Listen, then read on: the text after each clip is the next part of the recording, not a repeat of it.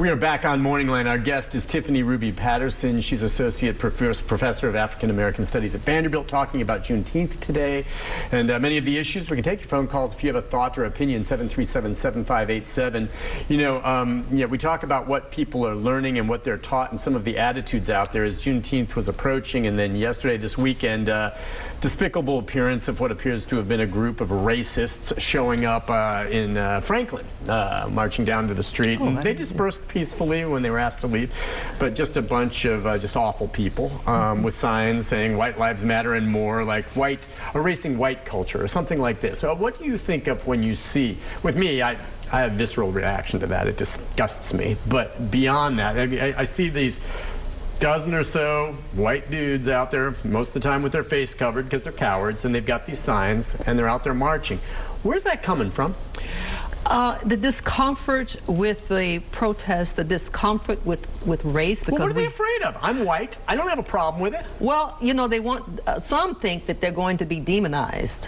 And that's not happening. If you haven't done anything to be demonized for, you won't be demonized. Or that some are fearing being painted with the same brush.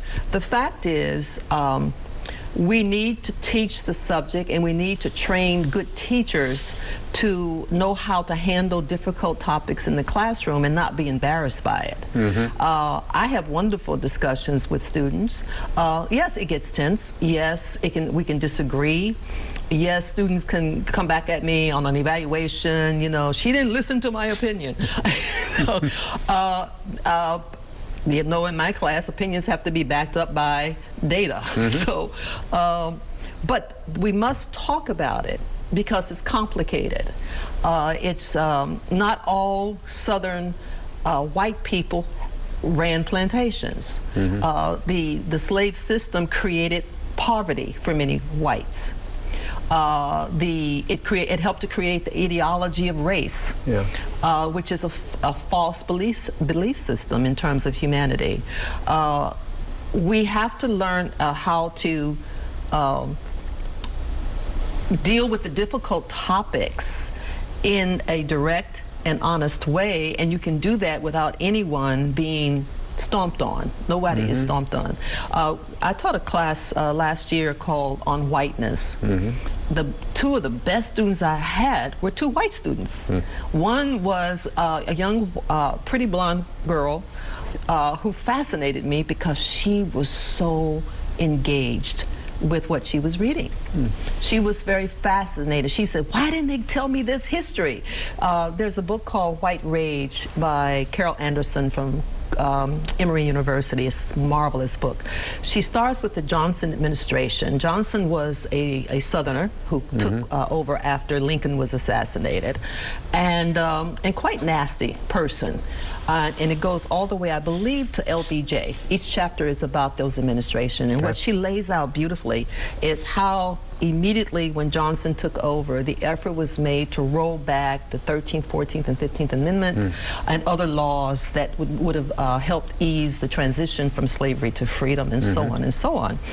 This young woman was absolutely enthralled. She wasn't angry or anything. She wanted to know, I went to great schools. No one ever told me about this. And she told me later, she did two things I really appreciated.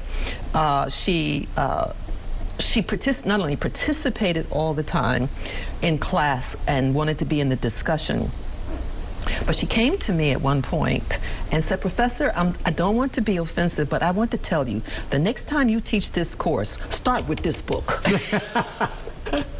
I love that. I absolutely love that. She's saying that she was reading it to her family. She was reading it to her suite mates, and she wanted to talk about it. Another student in the same class came the next semester and wanted to talk some more. They were not angry. They were not damaged. They were engaged. In the way I hope students would be engaged with Juneteenth, that Juneteenth could spark an interest in this subject and sign up for the classes. That they don't have to major in it, they don't have to not take other courses, but it's a fascinating topic. It is extremely broad.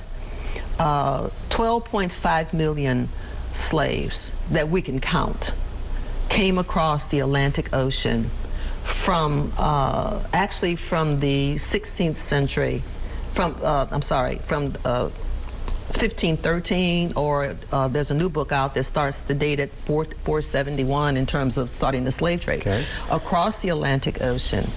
And that's the ones we can count. And the database is published. People can see the material.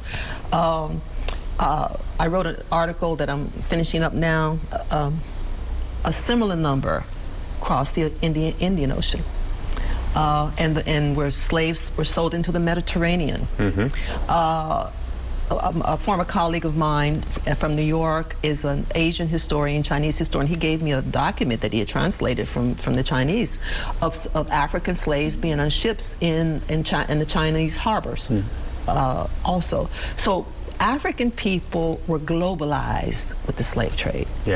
They are everywhere.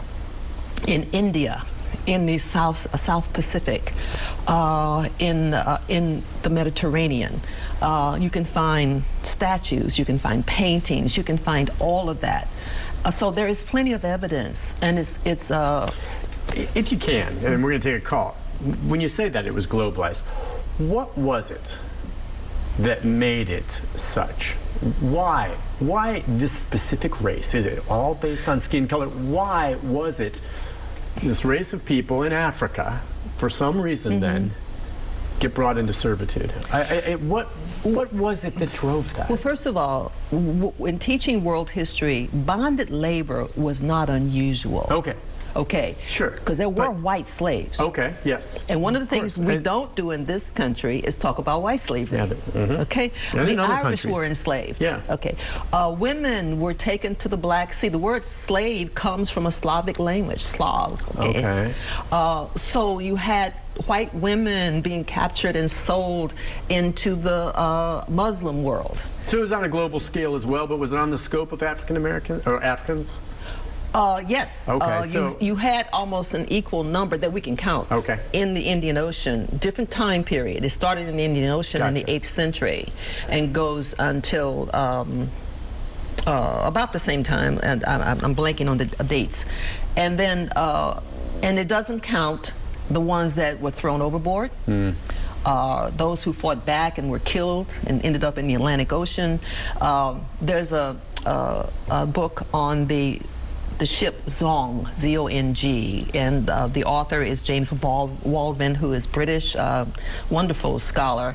That incident where the captain threw 136 slaves overboard and collected the insurance on the ship. It galvanized the abolitionist movement in England. I find this history absolutely fascinating. Why would we hide it? Why don't we see the horror of it as well as the triumph of it? Or why don't we tell the great stories along with the horrible stories? That's exactly the way it should be. That's we shouldn't gloss it. We tell it like it is. Let's see. We have is it Vasi? Did you say? Yagi. Hi, Yagi. No, it's Juggy. Yogi. Go ahead. Yeah, it's short. It's a nickname for Joanne. Oh, hi. Okay. Okay, Professor, I've read King Leopold's Ghost. I'm sure you're familiar with that book, and I saw on the BBC this morning that they're giving the gold tooth back to somebody who led a rebellion, and this is a recent history in the Congo, and they dissolved his body in acid, and the only thing that was left was the gold tooth. So Britain's kind of coming clean on some of that stuff, and it all boils down to one thing. There's been more money made off of human trafficking, to me, than any gold or any mineral or anything they ever used them for to extract. And that includes the sex trade and everything. And when people talk about slavery in this day and age and the corporatization of it, because the East India Company was a corporation, a global corporation, and they would murder and kill, and that's why it's always been so hard to stop that, in my opinion. So if anybody wants to read a real good book and it's about King Leopold in the Congo. I suggest that you read that, because that Belgium is where all the money is controlled to this date. So anyway, one other thing, I came up here in Nashville, and when I met my best friend, he was an older black gentleman. He was surprised that I knew about Juneteenth, because I heard about it in Nashville.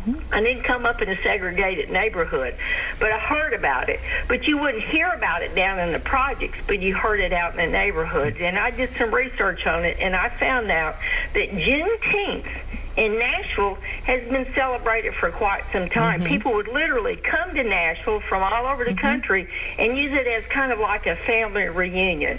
And one last thing, what college did Governor Lee go to?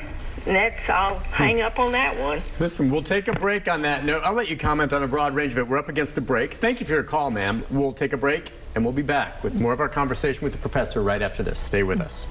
That book she read is a wonderful book.